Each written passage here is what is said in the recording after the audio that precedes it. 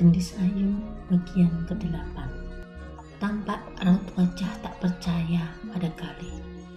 Dipandanginya wajah bulat Ajeng seakan mencari keseriusan di matanya. Baik muka maupun mata Ajeng tak ditemukannya tanda dia main-main ataupun bercanda dengan kata-katanya. Jadi dulu Abimana itu pacar Gendis? Ajeng mengangguk pasti. Kembali dilihatnya kepala Galih menggeleng cepat. Dulu juga Mas Abimana sempat sakit, Mas. Tapi Ajeng lupa sakit apa, soalnya sudah lama. Terus dia ke rumah Pak Lurah. Tapi sik dicari Mbak Nawang tuduh Gendis, jelas Ajeng. Tapi Nawang tahu enggak kalau Abimana itu pacar Gendis? Ya jelas ngerti lah Mas Galih. Wong tiap hari juga main ke rumah Pak Lurah kok ngapelin Gendis. Terus tiba-tiba nanyain Nawang, langsung lupa sama Gendis.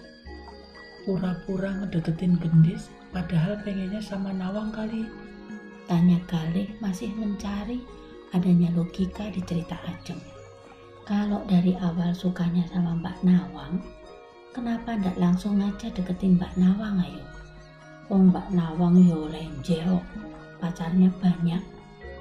Nah kalau Gendis dideketin cowok aja takut. Galih nampak manggut-manggut mendengar cerita Ajeng sambil otaknya mencoba mencerna ada apa sebenarnya. Terus ya Mas Galih, itu Mas Abimana lama banget dong pendekatannya sama Gendis. Aku sampai warak ditumbaske sabiyu jurni. Lah Jeng, apa hubungannya Abimana sama kamu kenyang serabi? Yoiku, tiap Mas Abimana tanya-tanya soal Gendis sama aku, Mas Abimana pasti bawain serabi jurni buat aku. Walah Jeng, pantesan kamu lemu, pakananmu serabi toh. Galih berdecak heran dengan gadis satu ini. Ajeng hanya nyengir. Pas Gendis sudah mau sama Mas Abimana itu, Mas Abimana mau langsung lamar loh. Tapi tiba-tiba nggak lama nempel-pel Mbak Nawang. Aneh tuh. Kalau memang benar ada apa-apanya sama Nawang, berarti abis ini Panji bakalan ngejar-ngejar Nawang dong Jeng. Tanya Galih. Yomboh Mas, ayo jahate yo Mbak Nawang tuh, geram Ajeng. Ya udah Jeng, matur nuwun infonya ya. Nanti kalau ada info apa-apa lagi kasih tahu aku ya, kata Galih sambil berjalan pulang. Kepalanya penuh dengan teka-teki antara Gendis, Panji dan Nawang. Di perjalanan pulang, dia berpapasan dengan Panji. Sepertinya dia dari balik desa. Dari mana kamu Le? Pak Lurah sampai bantuin ngecat loh, kurang siji sing ngecat. Waduh, sepurane Ji, aku habis ngobrol sama Ajeng. Ngomongin Nawang? Bisik Galih memancing. Nawang kenapa emang Le? Oh iya, lagi ngeluh ya. Dia tadi Pak Lurah cerita sama aku. Jawab Panji datar. Bukan itu. Ji, menurutmu Nawang ayu enggak? Galih bertanya sambil mengedipkan mata. Ayu, putih, dan rajin. Kalau Gendis Ji? Ayu, manis, terus jowo. Menurutmu mending siapa? Nawang apa Gendis Ji? Iya, kok malah tanya aku? Lah yang kamu taksir siapa?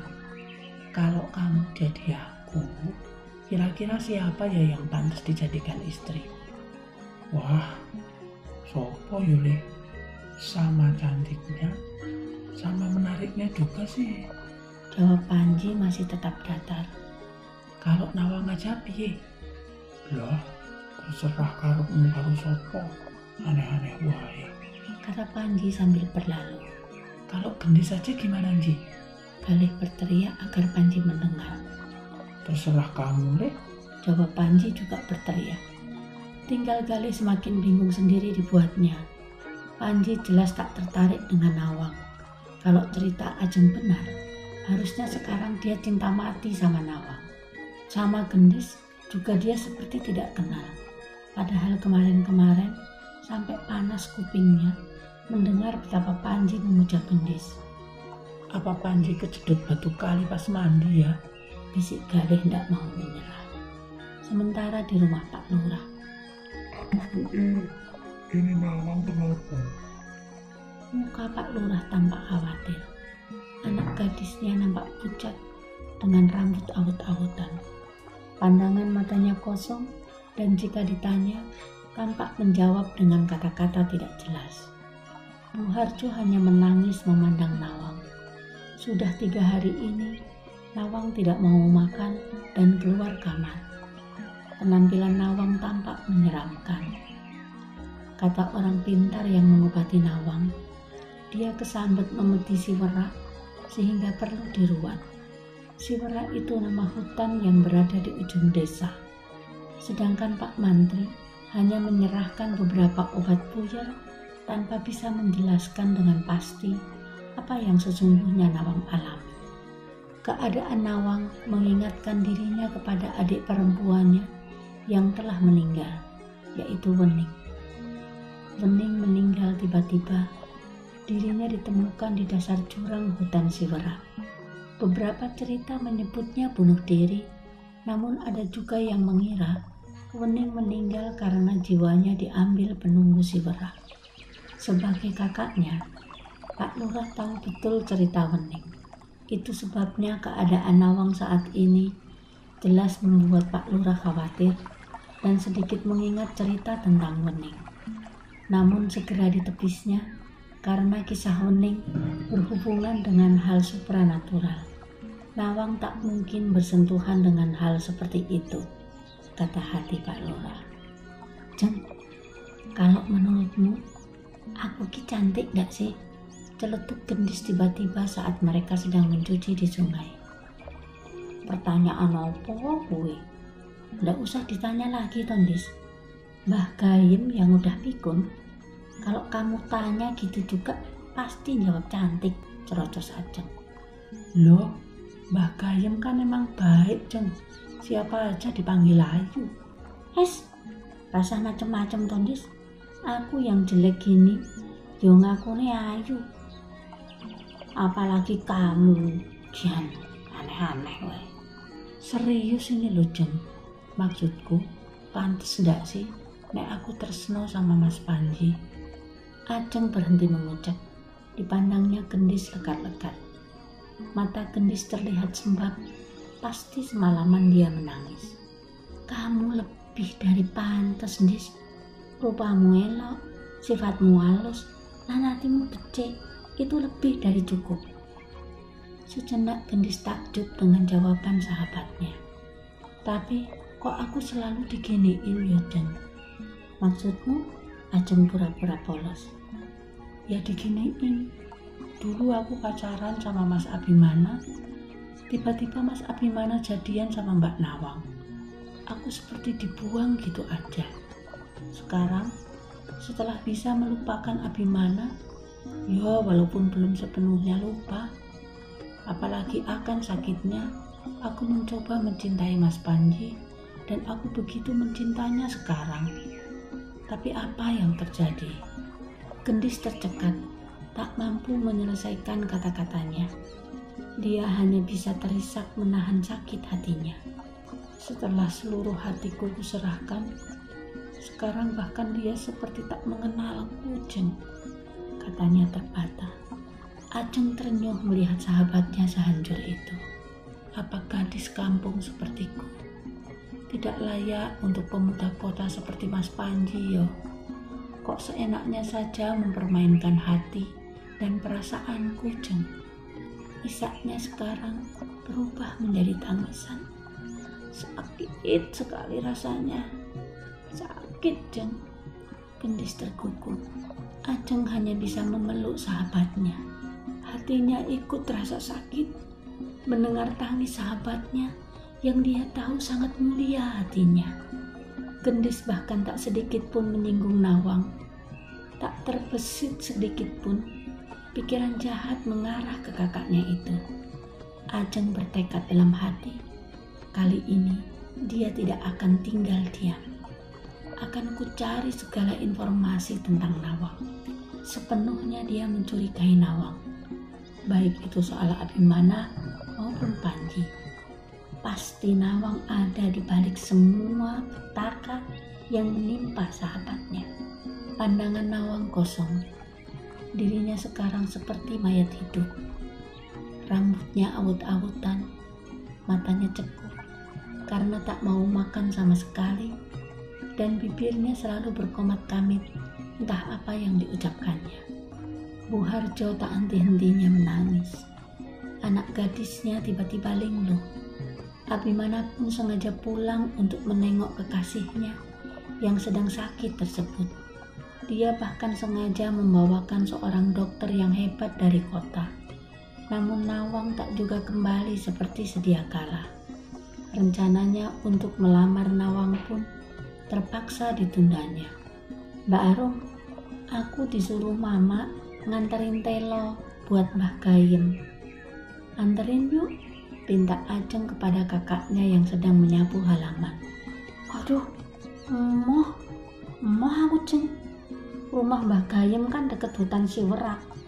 Jawabnya. Lah, kita kan cuma sampai rumah Mbah Gayem, ndak sampai masuk Siwerak, Mbah. Ngeri aku Jeng. Ndak koyo Nawang. Jawaban kakaknya membuat jidat Ajeng berkerut. Kakaknya kan dekat sama Mbak Nawang. Siapa tahu Mbak Arum tahu sesuatu.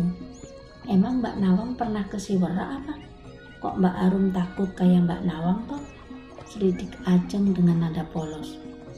Lah iku, sebelum Nawang sakit, kan aku habis nganterin Nawang ke Siwerak. Ndak. Buru-buru Arum menutup pembicaraannya, lalu masuk ke rumah.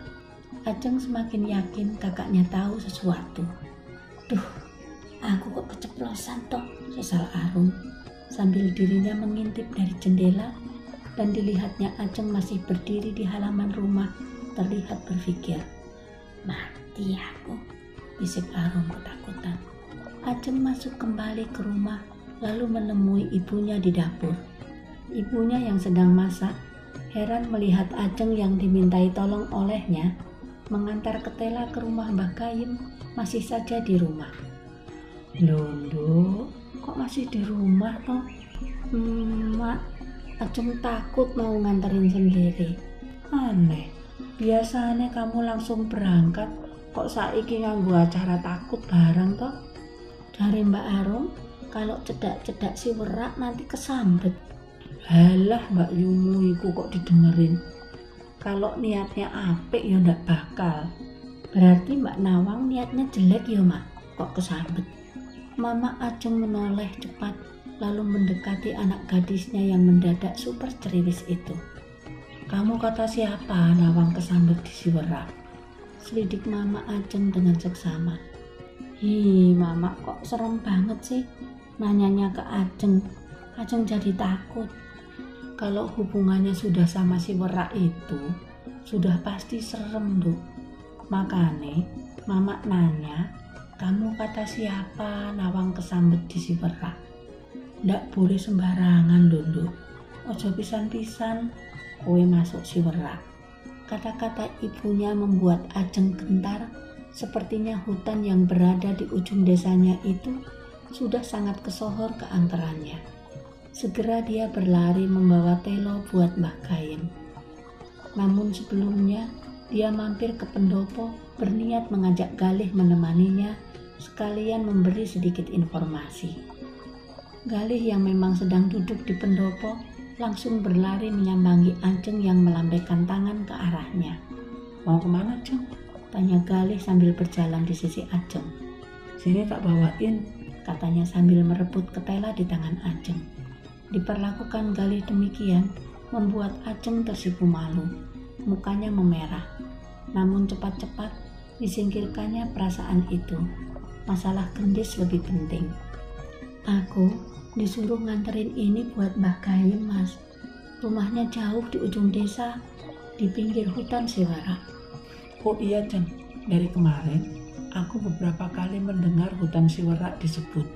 Emang itu hutan apa sih? Aku juga ndak tahu pasti sih Mas. Cuma setahu aku itu hutan angker, banyak memedinya. Jarang yang berani masuk hutan itu. Emang kalau masuk ke hutan kenapa, Jeng? Kamu pernah gak? Yoiku, karena banyak memedinya, jadi ndak ada orang yang berani masuk. Dulu pas aku kecil, pernah ada yang meninggal di jurang yang ada di dalam hutan. Setelah itu, hutan Siwerak makin angker dan makin ndak ada orang yang berani masuk. Orang itu ngapain masuk Siwerak, Jeng? Mau berburu apa gimana? Cari mamaku sih, orang itu nyari pesugihan apa gimana gitu. Ndak paham aku. Galih nampak manggut-manggut mendengarkan penjelasan Ajeng. Jiwa petualangannya timbul. Penasaran dia dengan misteri hutan yang begitu ditakuti di desa itu. Oh iya Mas, tadi ndak sengaja Mbak Arum bilang. Kalau aku tanya, Ojo. Oh iya Mas, tadi ndak sengaja Mbak Arum bilang kalau katanya sehari sebelum Mbak Nawang sakit, dia nganterin Mbak Nawang ke Siwerak. Tapi kayaknya Mbak Arum nyembunyiin sesuatu deh. Kok Ajeng jadi berpikir kalau ini ada hubungannya dengan sakitnya Mbak Nawang dan berubahnya Mas Panji ya? Maksudmu, mereka berubah gini setelah pulang dari Siwerak, Jeng? Bisa jadi, tapi Mbak Arum langsung gak mau ngomong lagi. Makin menarik, bisik hati Galih. Perjalanan mereka lumayan jauh karena melewati kebun kelapa dan harus nyebrang sungai segala. Mbah Gayem ini dibilang salah satu sesepuh desa.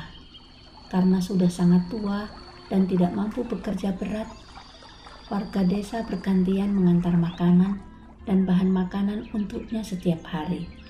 Dia pernah dibuatkan rumah di dekat Pak Lurah, namun entah kenapa selalu kembali ke rumah lamanya di pinggir hutan.